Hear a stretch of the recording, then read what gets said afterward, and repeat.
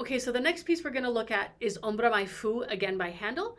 This is from his opera Circe, and it's just another lovely little Handel piece, early arias for young singers to jump into. It's in Italian, it's an accessible language, and it's just really pretty. It gives us another opportunity to practice harmonic reading and making sure that I'm sticking with the harmonic structure of the piece. We're also going to add 2 cents of a bit of difficulty because now there's a melodic line over that harmonic structure that we need to keep steady. So let's go ahead and look at the piece. Again, first things first, key signature, time signature. So we're in F major and we are in 3/4. And again, let's look, it's very chordal, it's very hymn-like, but unlike Lascia ch'io pianga, we have a consistent melody hanging over our chord structure, right? So what am I going to want to cut out if I can't mentally comprehend all of this and I want to keep going in my sight read with the singer? I'm going to want to make sure that melody line is there.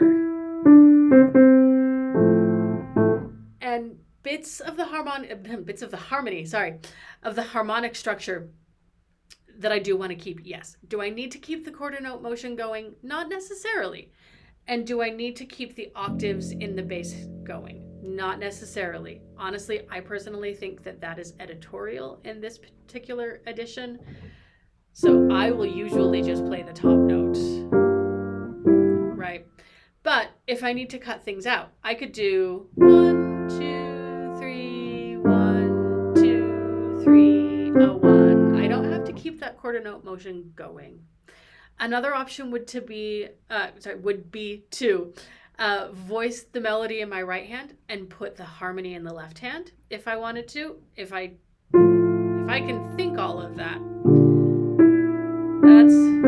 I personally feel like that's a harder mental game, but some people's brains work that way. So that's another option. What I want to make sure stays is I need to keep the harmony and I need to keep the melody. So even if it's just the bass line, that's enough to help the singer know where we are, right? So if it has to go down to that, that's perfectly fine. So as I'm still flipping through this score, notice my melody stays over the chords almost the entire time. So I really want to make sure that that melodic line happens. A lot of the inner voices through here are really cool, but in your sight read for the first time, that doesn't really need to happen. This is a really great chance that I can turn the page early, by the way, because notice that's just 3 F major chords. I can remember that and turn my page, right? Especially because my melody line comes back and I want to know that that's on the top of the next page. But as I go through this, minus making sure that my harmony and my melody stays as consistent as I can make it, there's not a lot. There's some accidentals down here that I need to make sure that I'm aware of. Otherwise, I want to be aware of this fermata ensemble issues. Notice the singer is holding their high F. My fermata is at the end of the bar. So 2 and 3, and then they breathe. So right? And my play out is a lot of the same thematic material. So I have a lot of patterns. I have a lot of chord shapes. I have a lot of chord names, harmonic structure that I can hang on to in this sight read. So with that, let's go ahead and read the piece.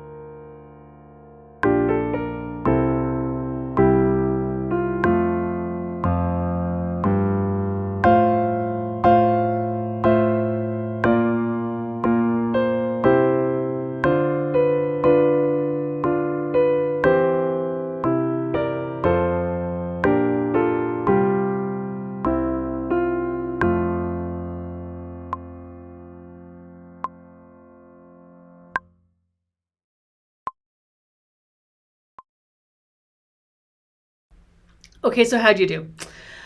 We've upped the difficulty in that there's a lot more constant motion in this piece. It's all quarter notes, so it's not too fast, but there's a lot that we're having to mentally comprehend as we go through. And to make sure that our harmonic structure is right, plus we now have the addition of a melody over the chords. There's a lot going on, right? So our next steps, as always, once we've learned the notes and the rhythms, are to go to the text. I know I sound like a broken record probably, and I will definitely by the end of all these videos in this course. But the addition of text is the one thing that is massively different than, collaborating in chamber music, collaborating with instrumentalists. When I'm working with a singer, I have a text, an added level of description. So I, as the pianist, need to be digging into that text. So IPA transcription, translation, and speak through the text, and then sing the text or sing the melody line if I can't do the text while I play. So let's look at the score real quick. I just want to show, a lot of times people will say, well, but my piece has a translation in it already, so I don't need to find a translation. Yeah, 9 times out of 10, those translations are poetic. So, like, if I look at this, so fit for festival, brightest and best of all, summer's full flower, nature's kind power. That's the translation they've given me. If I actually look at the Italian, di vegetabile, cara ed amabile soave più. We are not talking about any festivals. We're not talking about anything being bright, and we have yet to mention summer. We're talking about a tree and how this tree gives me shade, and how I love to, sit under the tree and dream. We are, the tree is dear and lovable, so that I'm sighing, nature's kind power is. So long story short, this translation is not what the Italian is talking about. So I really want to make sure that I get a good translation and a good IPA transcription so that I can put it together and, be ready for my rehearsal with my singer. And again, I'm going to sing as I play so I can feel the breath line and I can see how the whole thing goes together. So again, if you want a hard copy PDF of this piece or any of the pieces that we've talked about, or an IPA transcription or a translation, you can find all of that at my website, which is www.emilywilliamspianist.com. Again, I'm putting all of this information in the comments or in the description, and you can find it there. Otherwise, don't forget to like and subscribe, and I will see you for our next piece.